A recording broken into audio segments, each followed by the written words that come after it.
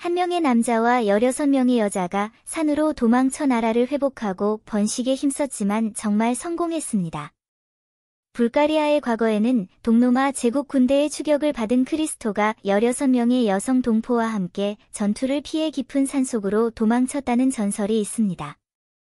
생존하기 위해 그들은 어려운 상황에서 생존하고 성공적으로 번식하기 위해 고군분투합니다. 여러 세대에 걸친 지칠 줄 모르는 노력 끝에 그들의 후손들은 마침내 후거 전쟁을 일으켜 불가리아 제2왕국을 세우는 데 성공했습니다. 이 이야기는 역경에 직면한 불가리아 사람들의 회복력과 용기를 증언합니다. 크리스토와 16명의 여성들은 어떻게 산으로 가는 험난한 여정에서 살아남을 수 있었을까요? 그들은 어떻게 번식을 통해 불가리아의 두 번째 왕국을 세울 수 있었습니까? 이것은 생각을 자극하는 질문입니다. 역사적 우연과 우연. 크리스토에게는 잘 알려지지 않은 비밀이 있다. 7세기 초, 불가리아 왕국은 동로마 제국과 치열한 전투를 벌였고, 불행히도 불가리아 왕국은 결국 패배했습니다. 불가리아 국가를 구하기 위해 트라바니스 왕은 인구의 일부를 그리스로 보내 피난처를 찾게 하기로 결정했습니다. 이 조치는 불가리아인의 생존과 번식을 보호하기 위한 것이었습니다. 여기에는 크리스토의 조상도 포함됩니다. 탈출하는 길에 파르나서스 산맥 지역에 접근했을 때 탈영병들은 동로마 제국에서 온 추격자들과 마주쳤다. 동료 시민들을 보호하기 위해 크리스토는 파르나소스 산맥 깊숙한 곳에 있는 숲으로 보내졌습니다. 그는 길을 잃고 몇 마리의 토끼를 죽인 다음 뒤쫓는 사람들에게 내가 직접 사냥했으니 와서 나를 쫓아와 하고 소리쳤습니다. 이걸로 그들을 혼란스럽게 하고 더 많은 시간을 벌 수 있어. 추적 중에 크리스토가 발견되고 그 뒤에는 오해가 있습니다. 적군은 그가 파르나시스 산맥에 있는 자유의 신의 화신이라고 생각하여 추격을 포기하기로 결정했습니다. 크리스토가 지나온 곳에서 트레일은 끝이 났다. 크리스토는 탈출하는 동안 그 산맥이 매우 외딴 곳에 있어 피난처를 찾기에 적합하다는 것을 알게 되었습니다. 그래서 그는 자신을 포함한 16명의 여성 생존자를 이끌고 산속으로 도망쳐 은신에 성공했습니다. 그가 이곳을 피난처로 선택한 이유는 그곳이 안전한 보호와 생존을 위한 좋은 환경을 제공했기 때문입니다. 어쩔 수 없이 목숨을 부지해야 했던 크리스토와 16명의 여성 동료들은 파르나시시아 산맥에서 살아남아야 했습니다. 이곳에서 생활하는 것은 어렵지만 그들은 살아남기 위해 모든 역경을 극복해야 합니다. 조용한 산간 지역에서 16명의 여성 그룹이 식량을 찾아 매일 교회 마을에 몰래 들어가고 크리스토는 산에서 혼자 사냥을 합니다. 이 집단은 산과 숲에서 조용히 하루를 보내며 생활에 필요한 필수품을 찾기 위해 숨겨진 방법을 사용합니다. 크리스토의 임무는 그들을 보호하고 광활한 산에서 먹이를 사냥하고 무리에게 음식을 제공하는 것입니다. 그들은 인생의 도전에 함께 맞서기 위해 서로를 의지합니다. 산에는 늑대가 많고 모든 사냥은 생존과 죽음의 문제입니다. 산에는 많은 늑대가 있으며 사냥을 나갈 때마다 삶과 죽음의 시험입니다. 구불구불한 산에는 늑대가 특히 밀집되어 있습니다. 모든 사냥은 그들에게 실존적 도전입니다. 산에는 많은 늑대가 살고 있으며 모든 사냥은 생사를 건 경쟁입니다. 16명의 여성과 함께 산에서 수십 년을 보낸 크리스토는 살아남아 불가리아의 미래를 준비했습니다. 재생과 민족 회춘. 추적 결과 16명의 여성 중 14명만이 살아남았다. 상황은 끔찍하지만 크리스토와 그의 팀은 산에서 그들과 함께 새끼를 키우는 일을 계속하는 것을 막지는 못합니다. 이것은 그들의 의지력에 영향을 미치지 않습니다. 여러 해 동안 함께 살면서 16명의 여성 모두 성공적으로 아이를 임신했습니다. 그러나 산과 숲에서 생활하는 것은 쉽지 않았고 14명의 여성은 총 9명의 아들과 7명의 딸을 낳았고 그중 1명은 불행히도 살아남지 못했습니다. 그들은 깊은 산속에서 어려운 환경에서 살았지만 9명의 아들과 7명의 딸을 낳았습니다. 안타깝게도 그중 한 소녀가 죽었습니다. 14명의 여성들은 어려운 환경에서 살았고 어려움 속에서도 9명의 아들과 7명의 딸을 낳았지만 불행히도 그중 한 명이 사망했습니다. 일반적으로 산속의 생활 여건은 열악한데 14명의 여성이 9명의 아들과 7명의 딸을 낳았지만 한 명의 작은 생명은 살아남지 못했다. 비슷한 환경에서 이 여성들은 생물학적 자녀와 결혼하는 방법을 선택해야 했다. 이것이 그들이 갈 수 있는 유일한 길이지만 그것은 무력하다. 여러 세대가 지난 후 16명의 여성의 후손이 성장했습니다. 그들의 후손 중 일부는 혹독한 산악 환경 때문에 목숨을 잃었습니다. 그리고 산과 숲에서 꿋꿋이 살아남을 수 있는 후손은 약 20명에 불과합니다. 이 여성들 중 일부는 어려운 환경에서 목숨을 잃었지만 그들의 자녀와 손주들은 꿋꿋하게 살아남았고 소수만이 산에서 살아남았습니다. 산속의 사람들은 이제 그들만의 파트너를 갖게 되었지만 뜻밖에도 그들의 파트너가 그들과 친척이라는 것을 알게 된다. 점차적으로 그들은 그들의 집단이 근친 교배에 문제가 있다는 것을 알게 됩니다. 이러한 관계는 여러 번 반복되었을지 모르지만 이제는 몇 가지 우려를 불러일으켰습니다. 이것은 우리의 대인관계 선택의 중요성과 복잡한 문화 환경에서 개인의 필요와 도덕적, 사회적 규범의 균형을 맞추는 방법을 반영합니다. 미래 세대는 이와 비슷한 문제에 직면했을 때 시대의 가치관과 사회적 인식의 변화에 적응하기 위한 해결책을 모색할 것입니다. 이것은 사회 및 대인관계 문제에 대한 해결책 감각을 개발하는 데 도움이 됩니다. 전반적으로 이러한 상황은 결혼과 친족 관계에 대한 인식과 인식에 대한 재검토로 이어졌다. 그들은 혼란스러워하는 것이 분명했기 때문에 크리스토에게 다가가 우리는 같은 인종에 가까운 친척인데 결혼해서 아이를 낳으면 선천적 결함이 있는 아이를 가질 수 있을까요? 하고 물었습니다. 그들은 그 가능성이 불확실성을 가져오는 것 같다고 느낀다.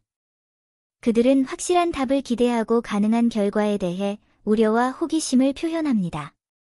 하지만 그들은 근친혼 자녀를 낳는데 신중한 고려가 필요하다는 것을 분명히 이해하고 있습니다. 그러한 결혼과 자녀를 가질 가능성에 대한 그들의 염려도 대수롭지 않은 것이 아닙니다. 이 질문은 이미 그들을 어리둥절하게 만들었으므로 그들은 전문적인 대답을 원합니다. 그들의 걱정을 본 크리스토는 불안해하지 마. 너희 조상들이 도망칠 때 동족을 보호하기 위해 고의로 그리스로 피난 가게 했어. 이런 식으로 우리 사이에는 친족이 없기 때문에 안심하고 결혼하고 아이를 가질 수 있습니다. 크리스토의 대답에 20명의 후손들은 안도의 한숨을 내쉬고는 각자의 파트너와 손을 잡고 결혼의 궁전으로 들어갔다. 몇 세대 후 20대 사람들도 자신의 자손을 낳았습니다. 그러나 이 아이들은 조부모가 가정했던 것처럼 선천성 결핍이라는 꼬리표를 달고 태어나지 않는다. 그렇지 않습니다. 이와는 대조적으로 그들의 자녀들은 뛰어난 지능과 용맹성을 보였으며 신체적으로도 똑같이 강하고 강력했다. 세월이 흐르면서 20대째 가업을 이루고 있는 가족은 18명의 남성과 2명의 여성을 포함하여 20명이었습니다. 험난한 산악 환경 속에서 불행히도 일부 남성 후손들은 사고로 사망했습니다. 그 결과 많은 자녀와 손자녀들 중 14명만이 살아남았습니다. 이는 이처럼 가혹한 환경 속에서 살아남을 수 있는 가족들이 참으로 험난한 여정을 겪어왔음을 보여준다. 간단히 말해서 여러 세대에 걸친 번식 후에 20명의 자녀가 있으며 그중 절반은 남자이고 절반은 여성입니다. 그러나 이 18명 중 일부는 혹독한 산악 환경에서 불운을 겪었습니다. 결국 14명의 후손만이 산에서 살아남았습니다. 14마리의 새끼가 성인으로 성장했을 때 그들은 바깥 세상을 탐험하기 위한 여행을 시작했습니다. 그들은 불가리아 전역을 여행하면서 오늘날의 불가리아가 조상들이 죽었을 때와 매우 다르다고 느꼈습니다. 이 나라는 큰 변화를 겪었습니다. 그래서 그들은 불가리아 군대에 입대하기 시작했는데 그 군대에는 14명의 후손 중 한 명인 크리스토의 7째 손자인 아스팔이 포함되어 있었습니다. 이 후손들은 군대에서 활동하고 있으며 어스파어는 그 중 한 명이며 가족의 명예와 유산을 대표합니다. 불가리아 군대에서 어스파어는 뛰어난 성과로 칭찬을 받았습니다. 그의 지도력과 용감한 지도력 아래 불가리아는 동로마 제국의 침략을 성공적으로 격퇴하고 불가리아의 영토 보전을 보호했습니다. 결론. 그 후 불가리아 국민은 아스파르를 왕으로 선출했는데 이는 불가리아 제2왕국의 공식 수립을 상징하는 사건이었습니다. 불가리아의 자유의 신 크리스토는 뛰어난 공헌으로 시성되었으며 그가 불가리아의 재건을 위해 걸어온 길은 인상적입니다. 그 결과 크리스토는 불가리아의 자유의 신으로 불리게 되었으며 그의 복원은 놀라운 업적을 남겼습니다. 불가리아에서는 존경받는 자유의 신 크리스토가 그의 전설적인 여행의 깊은 흔적을 남겼습니다. 불가리아의 자유의 신 크리스토는 뛰어난 업적을 인정받아 영예를 안았으며 그가 회복을 위한 길은 장엄하고 놀랍습니다. 불가리아의 자유의 신이라는 칭호를 받은 크리스토는 놀라운 회복의 길을 택했습니다. 역사에는 많은 우발적인 힘이 있으며 이러한 힘은 일부 이야기에도 반영됩니다. 이러한 이야기는 역사의 복잡성과 다면성을 보여줄 뿐만 아니라 역사 발전에 있어 우연의 영향을 느끼게 합니다. 이 이야기는 민족 부흥의 길이 전통적인 정치적, 군사적 수단에 국한되지 않고 다양하다는 것을 상기시켜준다. 이것은 서로 다른 문화와 민족이 국가의 번영을 주도하는 고유한 방법을 가지고 있음을 의미합니다. 문장을 재배열한 후 우리는 국가 부흥을 이룰 수 있는 다른 방법들도 효과적일 수 있다는 것을 알 수 있으며 이것이 반드시 전통적인 정치적, 군사적 수단을 필요로 하는 것은 아니라는 것을 알 수 있다. 이러한 다원주의적 접근은 민족 재생의 다양성과 가능성을 보여준다. 간단히 말해서 이 이야기는 국가 부흥에는 한두 가지 고정된 길이 있는 것이 아니라 많은 가능한 선택이 있다는 것을 가르쳐 줍니다. 일반적인 정치적, 군사적 수단 외에도 국가의 부흥을 촉진할 수 있는 다른 많은 방법이 있습니다. 이러한 접근은 문화, 경제, 과학, 기술 등 다양한 분야에서 나올 수 있으며 국가 부흥의 풍요로움과 다양성을 보여줍니다. 이 과정에서 생명의 지속과 번식이라는 중요한 과제가 특히 중요하다. 요컨대 미래 세대의 지속이 중요합니다. 고대에는 아들이 태어나지 않으면 상속자가 없다는 말이 있었습니다. 이 이야기는 나라의 부흥을 위해 미래 세대의 재생산이 얼마나 중요한지를 강하게 보여주며 민족의 생명력을 계승하고 이어가는 것이 얼마나 중요한지를 보여준다. 후계자가 있어야만 국가의 번영과 국가의 번영을 보장할 수 있습니다. 요컨대 인구 재생산은 한 국가, 더 나아가 한 민족의 생존에 필수적이다. 또한 16명의 여성이 국가 재건에 없어서는 안 될 역할을 했습니다. 그들의 공연은 역사에서 여성의 중요성과 그들이 가진 힘을 강조합니다. 산으로 피신하는 동안 크리스토와 16명의 여성들은 놀라운 창의성과 인내를 보여주었습니다. 그들은 어려운 상황에 직면해 있지만 자손을 번식시킴으로써 불가능해 보이는 일을 성취합니다. 그들은 인내를 보여주었을 뿐만 아니라 역경에 직면하여 인간의 무한한 가능성을 증명했습니다. 그들의 이야기는 감탄할 만하며 인류의 위대함과 삶의 끈기를 보여줍니다. 옛날에는 남자 주인의 요구를 언제 어디서나 들어줘야 하는 하녀보다 더 비참한 하녀가 있었습니다. 고대 사회의 복잡한 역사적 그림 속에서 여성의 운명은 종종 무거운 전통과 가부장제의 족쇄에 깊이 묶여 있었습니다.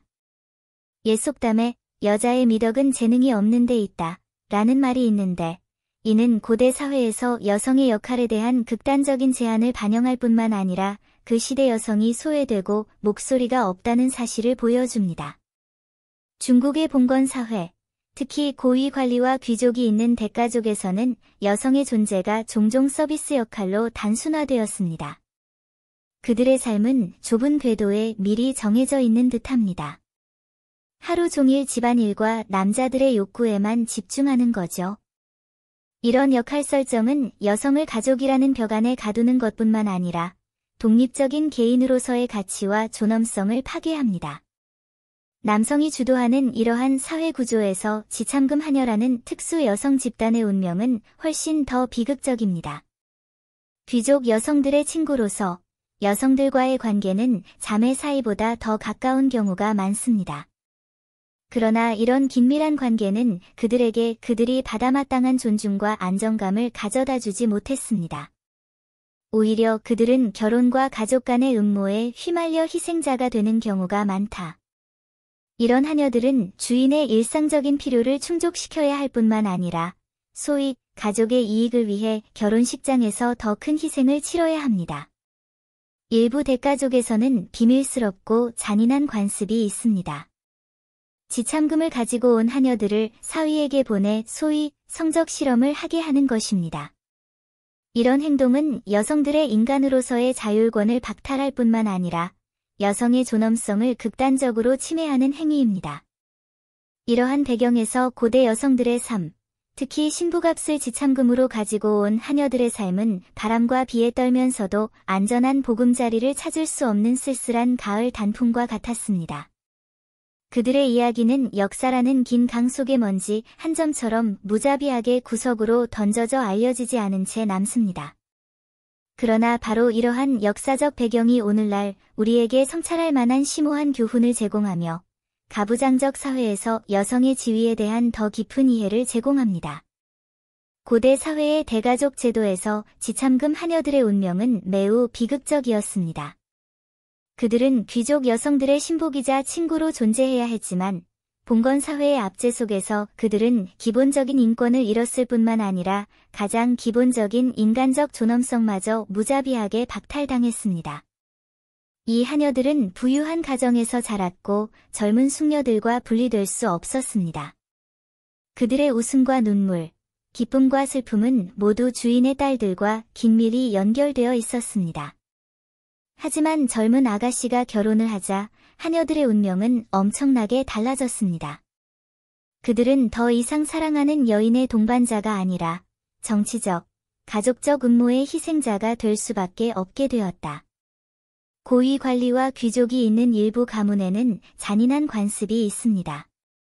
지참금을 가지고 온 하녀를 사위에게 보내 성적 실험을 하게 하는 것입니다.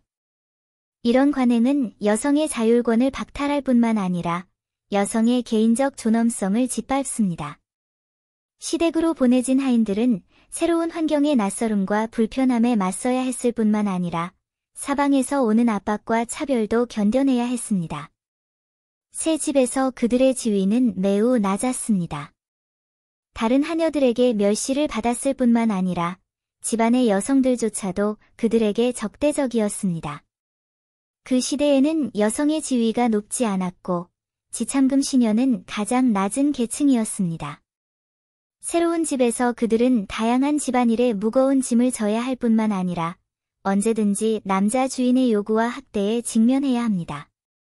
그들의 삶은 끝없는 고통의 악순환에 갇힌 듯했다. 혹독한 현실 앞에서 그들의 젊음과 아름다움은 점점 사라지고 깊은 무력감과 비통함만 남게 됩니다. 하지만 그런 환경 속에서도 이 여성들은 놀라운 회복력과 용기를 보여주었습니다. 그들은 고난 속에서도 살아남는 방법을 찾고 지혜와 힘을 사용하여 불의와 억압에 조용히 맞서 싸웁니다. 그들은 매일매일 일하면서 눈물을 미소로 감추고 내면의 연약함을 힘으로 감춥니다. 그런 삶 속에서 그들은 복잡한 대인관계에서 살아남는 방법과 혹독한 환경에서 자신을 보호하는 방법을 배웠습니다. 그들의 이야기는 별로 알려지지 않았지만 그들의 강인함과 용기는 우리 모두가 배울 만한 가치가 있습니다. 이들 하녀들의 이야기를 통해 우리는 고대 사회의 여성들이 극도로 불평등한 환경 속에서 어떻게 살아남고 발전했는지 알 수 있습니다. 그들의 삶은 전통적인 사회 개념에 대한 도전일 뿐만 아니라 사회 전체에 대한 반성과 경고이기도 합니다. 그들의 존재는 우리로 하여금 그 시대 여성의 지위와 역할을 다시 검토하게 하고 존중과 평등의 기반 위에서 여성의 가치와 지위를 어떻게 재정의할 것인지 고민하게 합니다. 억압과 속박 속에서 살았음에도 불구하고 이 지참금 처녀들의 인생 이야기는 전혀 희망이 없는 것은 아니었습니다.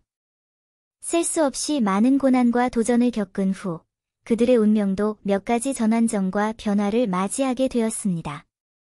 첫째, 시간이 흐르면서 일부 하인들은 점차 새로운 가정 환경에 적응하기 시작했고 그 속에서 자신만의 생존 방식을 찾았습니다.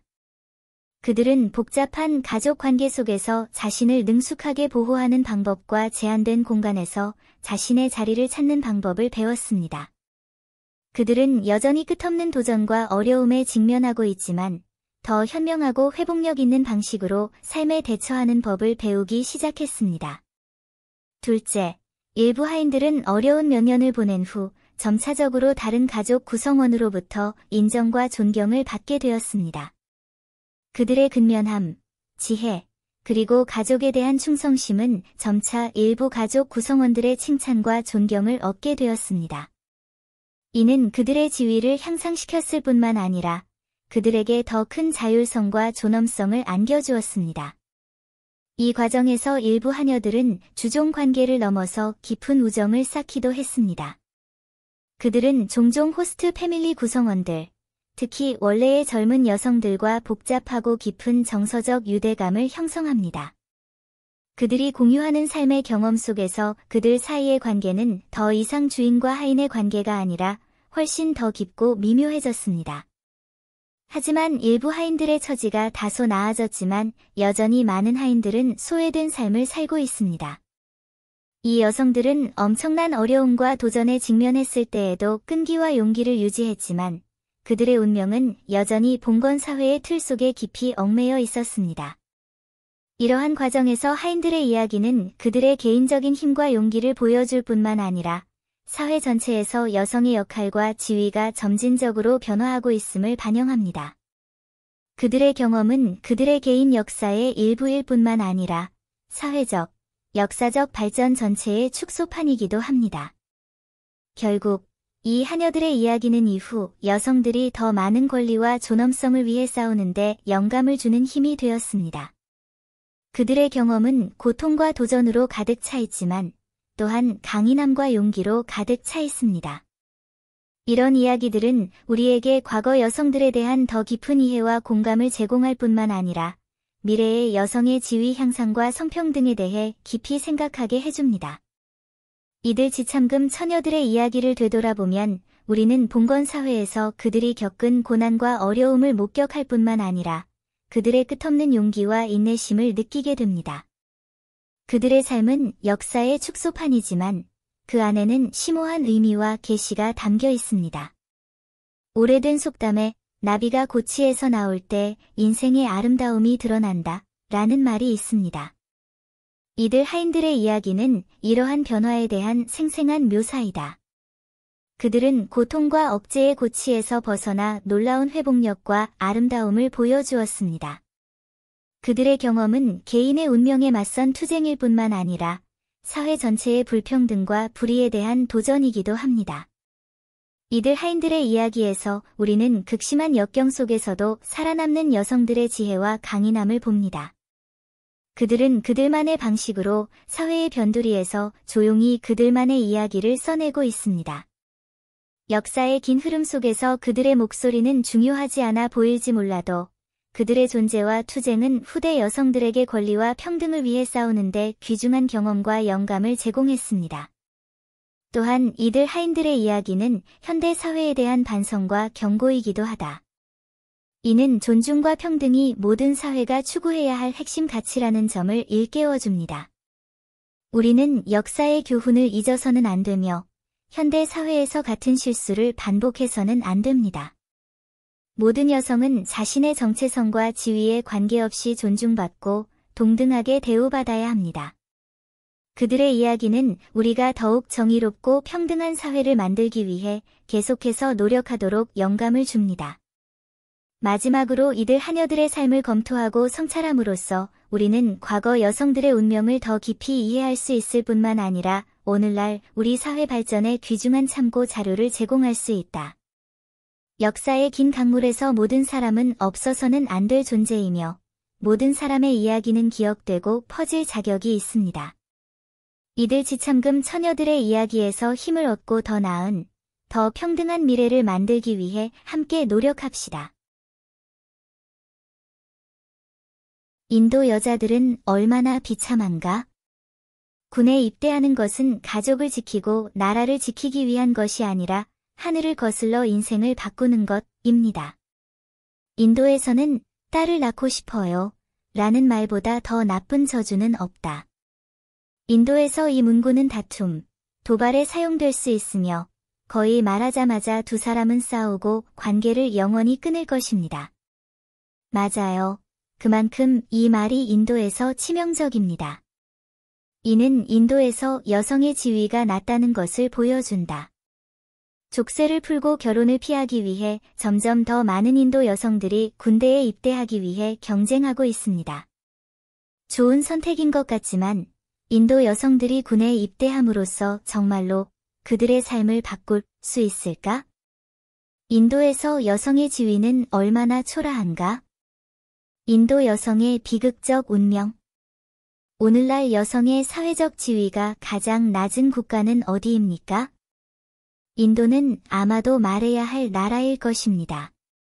일찍이 17세기에 인도에는 사티, 서시라고 불리는 이해할 수 없는 결혼식과 장례 풍습이 있었습니다.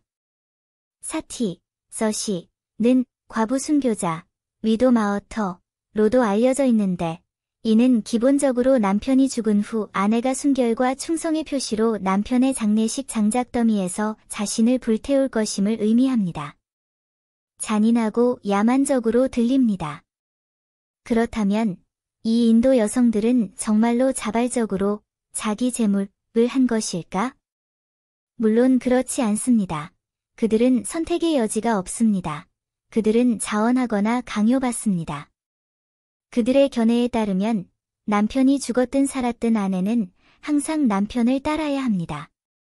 더욱 숨막히는 것은 대부분의 인도인들이 힌두교를 믿는다는 사실인데, 특히 가난한 계층의 인도인들은 딸을 낳으면 가정에 재앙이 닥칠 것이라고 믿는다. 이러한 생각의 영향으로 인도 여성은 태어날 때부터 지위가 없고 결혼에 대한 결정이나 발언권이 없으며 결혼하는 부모에게 완전히 종속되어 있으며 심지어 어린 소녀도 노인과 결혼합니다. 심지어는 이런 이유로 더욱 기괴한 풍습이 생겨났는데 그것은 결혼할 때 남자가 신부값을 줄 필요가 없을 뿐만 아니라 여자에게 많은 지참금을 주어야 하며 여자가 나이가 많을수록 더 많은 지참금을 준다는 것이다. 딸이 싸게 결혼할 수 있도록 하기 위해 많은 사람들이 딸의 결혼 계약서를 일찍 정해 놓았다. 그 결과 또 다른 이해할 수 없는 관습인 조혼이 탄생했습니다. 이름에서 알 수 있듯이 아동 결혼은 어린 나이에 조혼하는 것을 의미하며 많은 국가에서 명확하게 금지되어 있습니다. 예를 들어 중국에서는 여성의 법적 결혼 연령이 20세에 도달해야 하며 그렇지 않으면 혼인신고를 할 수 없습니다. 그러나 인도는 그렇게 생각하지 않습니다. 인도의 아동 결혼 현상은 매우 심각합니다.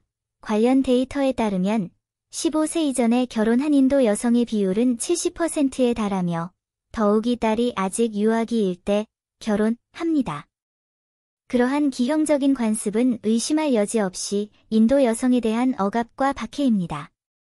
분명히 인도에서 남성의 우월성과 열등감에 대한 생각은 오래전부터 존재해왔으며 생활의 모든 부면에 스며들어 있습니다.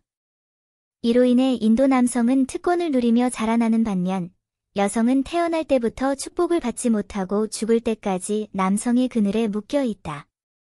장기적으로 볼 때 인도의 남성과 여성의 비율은 미래에 심각하게 불균형해질 것으로 우려된다. 인구 불균형 문제 외에도 인도 여성들은 열악한 생활 조건과 지속적인 생활 조건의 문제에 직면하게 될 것입니다.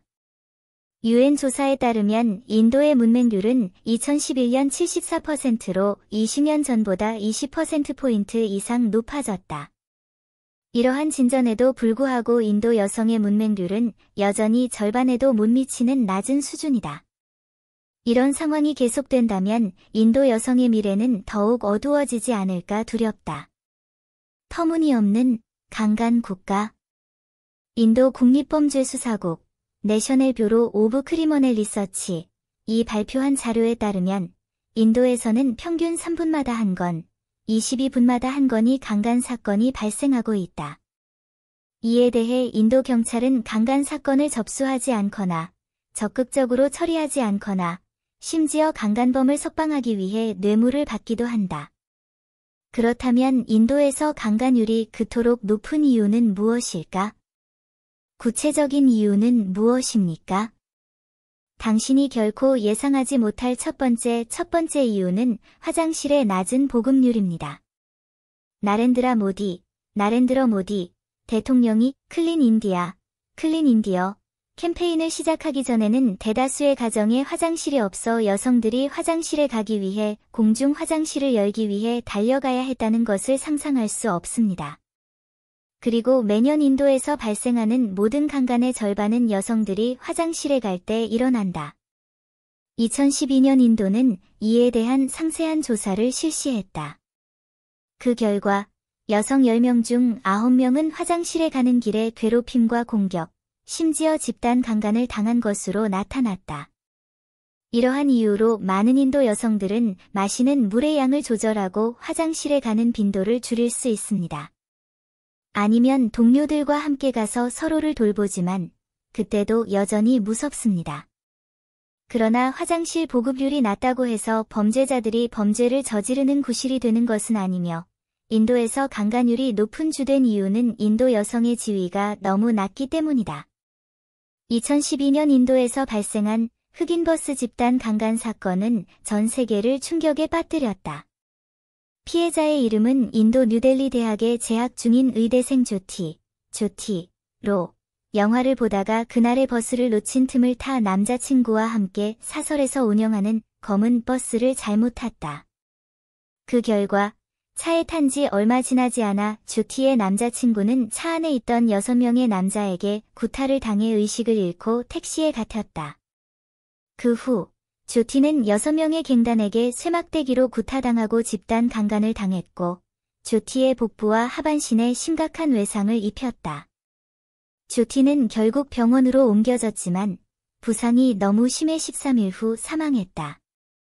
이 6명의 깡패는 체포된 후 조금도 뉘우칠 생각이 없었을 뿐만 아니라 자신들의 행동이 정당하다고 여겼습니다. 그의 변호인 역시 뻔뻔하게도 조티가 남자친구와 데이트를 나갔다가 중요한 밤에 집에 오지 않은 것이 애초에 잘못이고 괜찮은 집안의 여자가 여전히 밤에 거리를 배회하지 않을 것이라고 말하면서 피해자에게 책임을 전가했습니다. 그는 심지어 다이아몬드를 거리에 내놓는다면 그것을 가져간 개를 탓하지 마십시오 하고 자신 있게 말하기까지 하였습니다. 그의 말의 터무니없음과 그의 태도의 오만함은 터무니없다. 그리고 검은 버스 사건 뒤에는 얼마나 많은 여성들의 눈물이 있을까? 흑인 버스 집단 강간 사건의 이면에는 인도 여성의 비천한 처지뿐만 아니라 인도 남성의 인식의 결함도 드러난다. 심지어 일부 인도인들은 외부 세계가 인도에 대해 편견을 가지고 있으며 고의적으로 강간율을 과장하고 있다고 믿는다. 보라, 무지가 얼마나 무서운 것인가. 어쩔 수 없이 선택할 수밖에 없었던 군대의 길. 가혹한 현실에 직면하여 점점 더 많은 인도 여성들이 깨어나기 시작했고, 그들은 일어나서 싸워야 하고, 어둠을 뚫고 나와야 합니다. 그러나 인도에서는 졸업장이나 장점이 없는 괜찮은 직장을 찾기가 훨씬 더 어렵습니다. 그래서 그들은 결혼을 피하기 위해 다른 방법으로 군대에 입대하기로 선택했습니다. 하지만 군에 입대한다고 해서 인도 여성들의 비극적인 운명이 바뀔 수 있을까? 대답은 아니오인 것 같습니다. 많은 시험을 거친 후 마침내 군대에 들어갔을 때 그들은 남성의 우월성과 여성의 열등함이라는 개념이 여전히 여기에 받아들여지고 있거나 심지어 더 나쁘다는 것을 발견하고 절망할 것입니다. 통계에 따르면 인도 군대의 인도 여성 군인 수는 약 2명이고 여성 장교의 수는 약 1000명에 불과하며 중장 계급을 수여한 인도 여성 군인은 2명에 불과합니다. 이것은 하위 카스트의 평균적인 여성 군인이 인도 군대에서 승진할 기회가 거의 없다는 것을 의미한다. 또한 많은 인도 여성 군인들이 남성 군인들과 동일한 훈련 강도를 가지고 있지만 급여와 복지 시스템은 훨씬 뒤처져 있습니다. 인도 여군의 휴가가 보장되지 않을 뿐만 아니라 제대 후 퇴직금과 연금도 없다. 심지어 인도 여성 군인들은 신변 안전을 보장할 수 없다. 부사령관으로 복무했던 인도의 한 여성 장교는 군 제대 후 복무 중 남성 부하 직원들에게 상습적으로 폭행을 당했고 여러 차례 방관자도 있었다는 소식을 전했다. 한 번은 상사에게 이 일을 보고했지만 상사의 무지와 부하로부터의 위협에 맞받아 잠시 절박했다. 또 하나의 경우. 2015년 인도는 인도 군함이 한국 인천을 방문 중이었는데 도중에 2명의 인도 남성 선원이 한국 여성을 성추행했다는 스캔들이 밝혀지면서 외교적 돌풍을 일으켰다는 충격적인 뉴스가 접해졌다. 이것은 매우 엄숙하고 축하하는 행사이지만 일부 인도 남성 군인은 무의식적으로 나쁜 행동을 해외로 가져와서 인도 남성 군인의 전반적인 이미지에 영향을 미칩니다. 그러한 공식적인 자리에서 그것은 내부 규율의 느슨함과 사기의 느슨함을 반영합니다. 평범한 인도 여성 군인들의 병영 생활이 여전히 이런 대우를 받고 해외의 공식 행사에서 그토록 무모하게 행동한다면 얼마나 비참할지 상상하기 어렵습니다.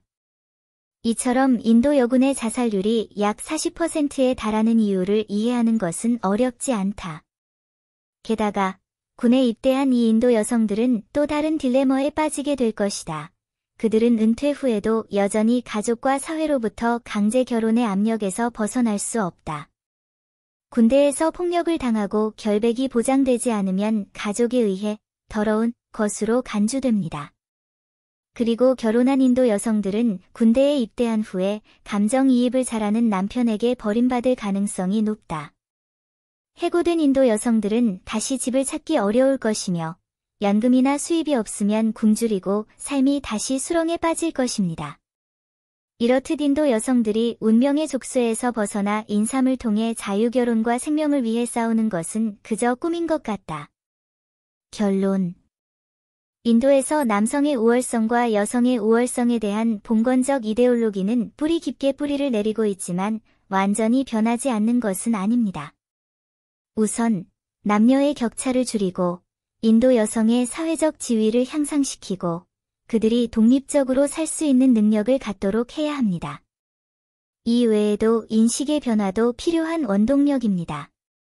인도에서 여성의 상황을 완전히 바꾸기 위해서는 인도 국민이 자신의 의식을 일깨우고 남자가 여자보다 열등하다는 잘못된 인식이라는 것을 분명히 인식하고 마음속에 뿌리 깊은 편견을 없애는 것도 필요합니다.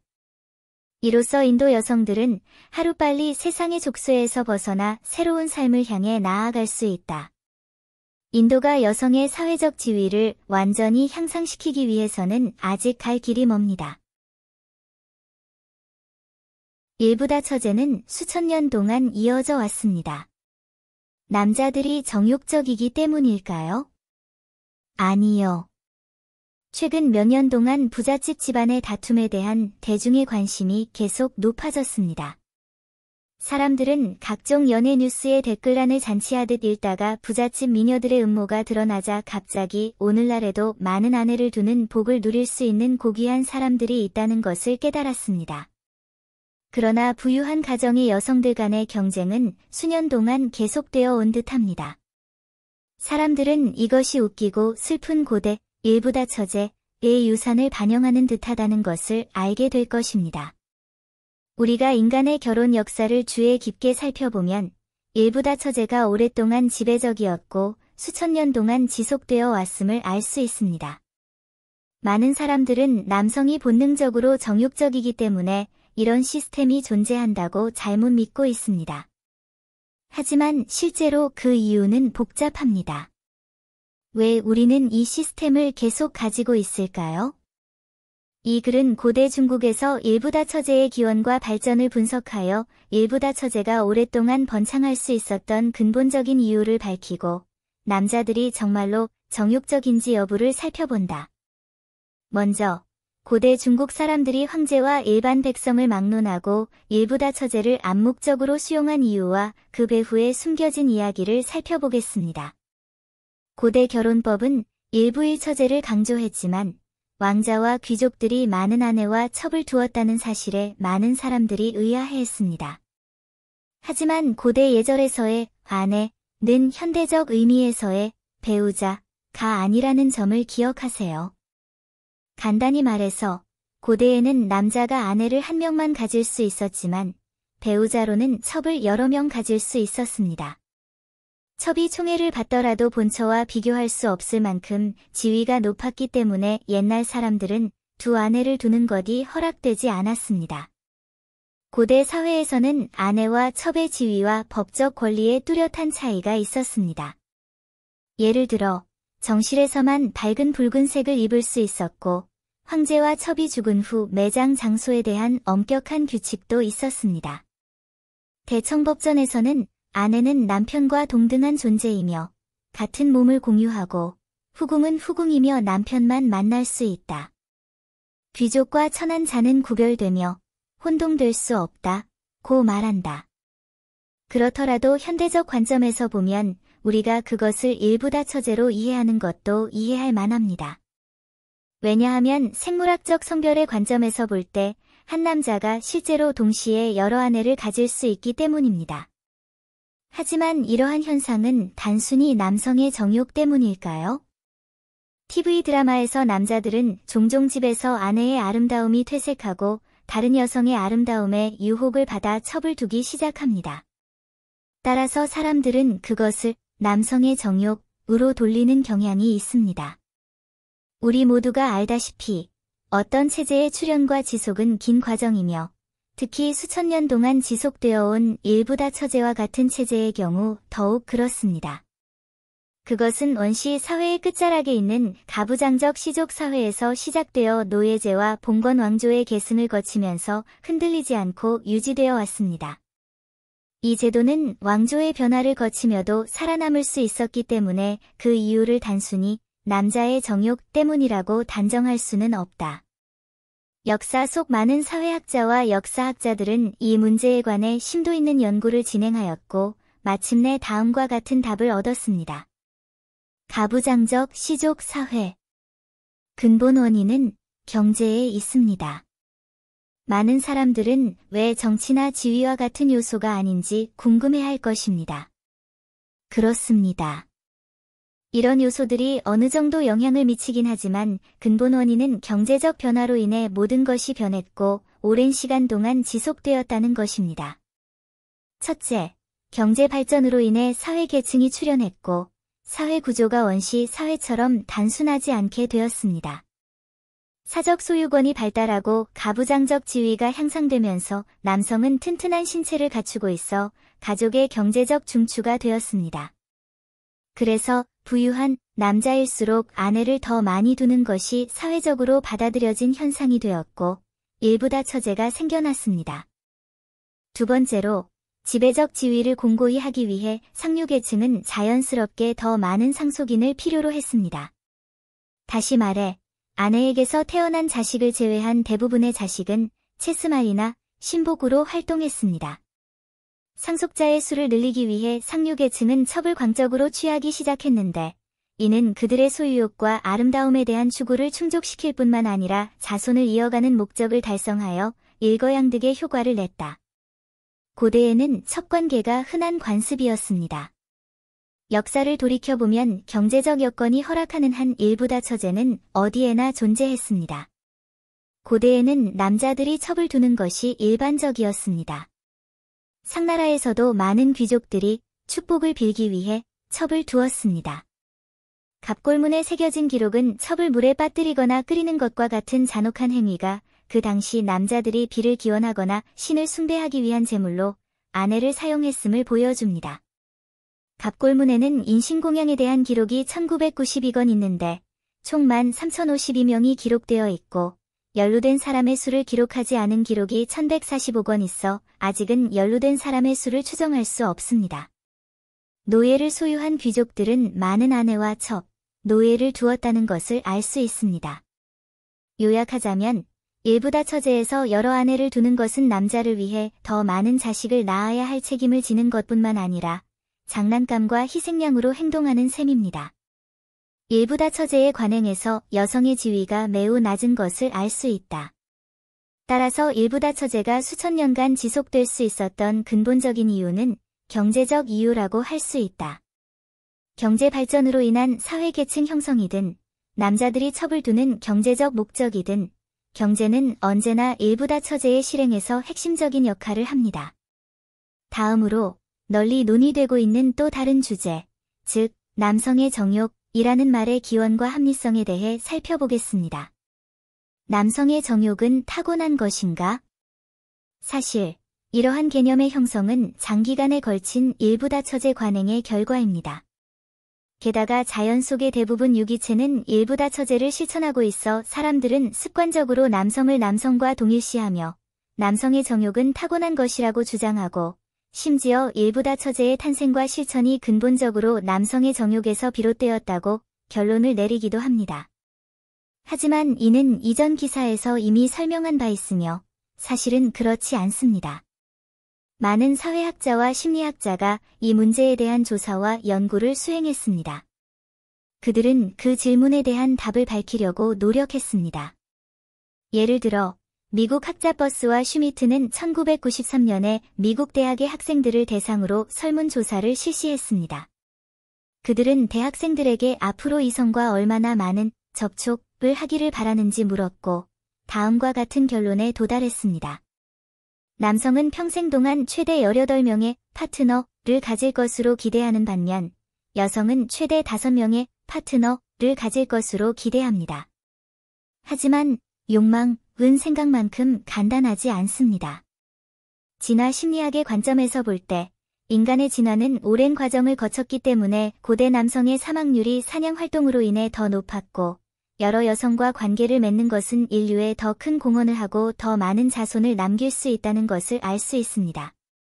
생리학적 관점에서 볼 때 여성은 생식 주기가 제한된 반면 남성은 그렇지 않아 일부 다처제를 이룰 수 있는 타고난 조건을 갖추고 있습니다. 결국 그 당시에 인간이 지능을 가지고 있었지만 생존과 번식에 대한 본능이 이미 유전자에 새겨져 있었기 때문에 우리가 말하는 욕망이란 사실은 실제로는 생물이 환경에 적응하려는 본능입니다. 하지만 이 본능을 단순히 욕망에 기인하는 것은 적절하지 않습니다. 현상을 무시하고 본질만 보는 것은 불공평합니다. 결국 우리는 현대적 관점에서 고대인의 역사를 판단할 수 없습니다. 이러한 접근 방식은 궁극적으로 편향될 수 있기 때문입니다. 그러나 현대 사회에서 인간은 더 이상 멸종의 위기에 직면하지 않으므로 도덕성을 사용하여 자신을 제지하고 정욕적인 본능을 제어하는 것은 이해할 만합니다. 이는 감정에서 시작해서 예의와 의로움으로 끝맺는다 라는 말의 의미와 정확히 같습니다. 합리적인 사회적 동물인 인간은 원시 단계를 벗어나 자신의 행동을 스스로 통제할 수 있는 능력을 갖추었습니다. 이 시점에서 일부 다처제는 더 이상 현대 사회에 적합하지 않습니다. 위에서 언급한 일부 일처제와 일부 다처제 외에도 다른 형태의 결혼이 인간의 결혼 제도 진화의 역사에서 나타났다는 점은 언급할 가치가 있습니다. 독자들은 역사 문서에서 몇 가지 이상한 결혼 형태를 본 적이 있을 것입니다. 첫 번째는 내혼으로 가까운 친척끼리 결혼하는 제도입니다. 특히 왕족에서 흔합니다. 중국이나 해외에서 많은 왕족이 가까운 친척끼리 결혼하는 전통을 가지고 있습니다. 이런 식으로 그들은 혈통의 순수성을 보장하고 가문의 재산이 항상 자신의 성에 속하기를 바랍니다. 이런 종류의 근친 결혼은 근본적으로 경제적 이익을 위한 것입니다. 이것이 우리가 일부 다처제를 설명할 때 그 근본 원인이 경제적인 것이라고 지적하는 이유입니다. 가까운 친척끼리 결혼하면 유전병에 걸리기 쉽다. 두 번째는 유괴에 의한 결혼입니다. 한쪽이 돈을 지불하고 다른 쪽이 자신의 딸을 결혼시키는 방식으로 사실상 딸을 파는 것과 같습니다. 심지어 후진 지역에서도 남자는 여자의 가족에게 재산을 전혀 주지 않고 직접 그 집으로 가서 신부를 강탈하기도 한다. 여성을 이처럼 철저히 상품화하는 관행은 오늘날에도 일부 외딴 지역에서 여전히 존재합니다. 마지막은 남편과 형제 간의 결혼으로 소수 민족 사이에서 더 흔합니다. 간단히 말해서 여성의 남편이 죽으면 그녀는 남편의 형제와 결혼해야 할 수도 있습니다. 왜냐하면 그녀는 남편 가족의 재산이기 때문입니다. 재산 유출을 막기 위해 사람들은 암묵적으로 이러한 형태의 결혼을 받아들입니다. 해벌런드는 그의 저서 컬처럴 앤스러팔러지에서 형제간 결혼에 대해 다음과 같이 썼습니다. 이것은 과부와 그녀의 자녀에게 사회적 보장을 제공할 뿐만 아니라 남편의 가족이 그녀의 성적 권리와 미래, 자녀의 권리를 보호하는 방법이기도 합니다. 그 본질은 재산, 권리 및 기타 요소의 상속과 연속성을 보장하는 것입니다. 어떠한 형태의 결혼이든 그 탄생은 본질적으로 경제와 밀접한 관련이 있음을 알 수 있습니다. 경제는 인간의 결혼 형태나 제도의 진화에 큰 영향을 미쳤으며 현대인들 역시 선물과 지참금의 문제에 대해 논쟁을 벌인다. 사람들은 사랑으로 맺어진 결혼과 돈의 얽힘을 받아들이지 못하는 듯하며 이것이 결혼 생활의 순수성을 잃게 한다고 생각합니다. 하지만 역사를 돌이켜보면 과거나 현재나 일부 다처제든 결혼은 결코 경제의 제약과 영향에서 벗어날 수 없었다는 걸 발견하는 건 어렵지 않습니다. 히틀러는 유대인들에게 어떻게 말했습니까? 은밀한 부분이 보이도록 옷을 벗고 하나씩 잡아. 제2차 세계대전 중 나치 독일은 유태인에 대한 잔혹한 박해와 대량 학살을 자행했는데 이는 인류 역사상 가장 충격적인 사건 중 하나였습니다. 그렇다면 히틀러와 나치는 유대인을 어떻게 식별했는가? 그들은 유대인들을 벌거벗기고 그들의 은밀한 부위를 검사하여 그들이 할례를 받았는지 확인하는 무서운 방법을 사용하였습니다. 이것은 끔찍할 뿐만 아니라 인간 존엄성에 대한 완전한 침해입니다. 제1차 세계대전 동안 독일의 유태인들은 시민권을 누렸고 사회, 문화, 과학 분야에 큰 공헌을 했다. 하지만 히틀러가 권력을 잡은 후 나치당은 유태인을 독일과 세계의 적으로 간주하면서 반유대주의와 인종주의 사상을 조장하기 시작했다. 이러한 태도의 변화는 하룻밤 사이에 일어난 것이 아니라 오랜 기간의 선전과 증오 선동 끝에 점차적으로 형성되었다. 제1차 세계대전 이후 독일은 전쟁과 사회적 격변의 고통을 겪었고 국민들은 대체로 환멸과 절망을 느꼈다. 나치당은 이 순간을 이용하여 유태인들을 희생양으로 삼고 독일의 문제에 대한 책임을 유태인들에게 돌렸다. 그들은 유언비어를 퍼뜨리고 유태인을 약탈자이자 국가의 적으로 묘사하여 반유대주의 정서를 널리 퍼뜨렸다. 나치 독일은 유태인을 추적하고 신원을 파악하기 위해 다양한 방법을 사용했다. 한편으로 그들은 유태인 공동체를 공격하고 파괴했으며 유태인 정체성을 확립하기 위해 회당의 목록과 기록을 찾았다. 나치 요원들은 도시의 유태인 공동체를 수색하여 기록과 명단을 수집하고 유태인들을 한 명씩 등록하여 집단 수용소로 보냈다. 반면에 나치는 남성의 생식기를 검사하여 할례를 받았는지 여부를 판단했는데 이는 할례가 유대교에서 중요한 의식이기 때문이다. 그들은 유태인 남자들에게 강제로 옷을 벗기고 굴욕적인 검사를 받게 했습니다. 개인의 존엄성에 대한 이러한 침해는 상상도 할 수 없는 일이었지만 나치는 유태인을 추적하고 색출하기 위해 수단과 방법을 가리지 않았다. 게다가 나치는 경제위기와 유태인 사업가들의 행동을 이용하여 주민들 사이에서 유태인에 대한 증오를 악화시켰다.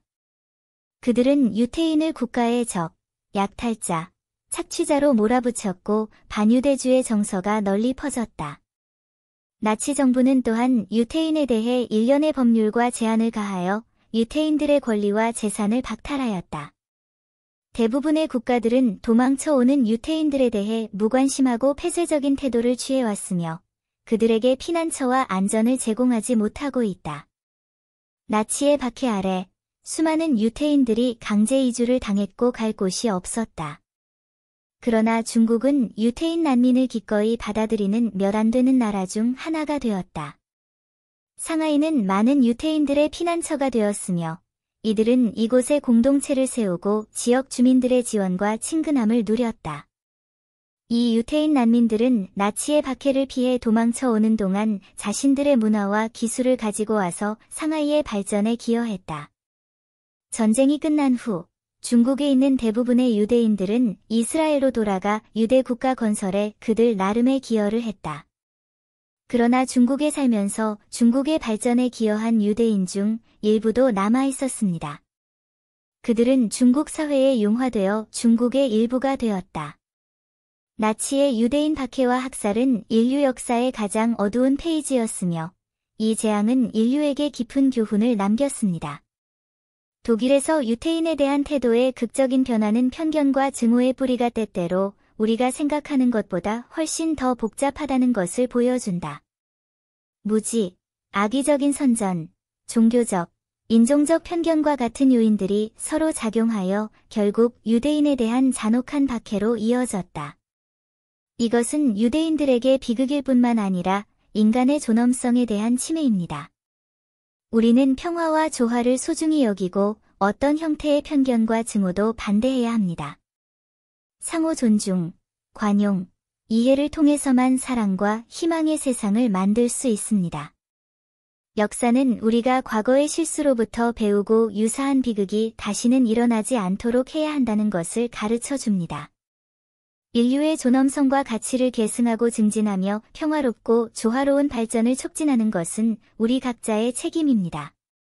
우리가 함께 노력해야만 차별과 혐오가 없는 세상, 모든 사람이 평등하고 존엄한 삶을 누릴 수 있는 세상을 만들 수 있습니다. 역사를 기억하고 평화와 화합의 중요성을 소중히 여기며 공동의 미래를 위해 노력합시다.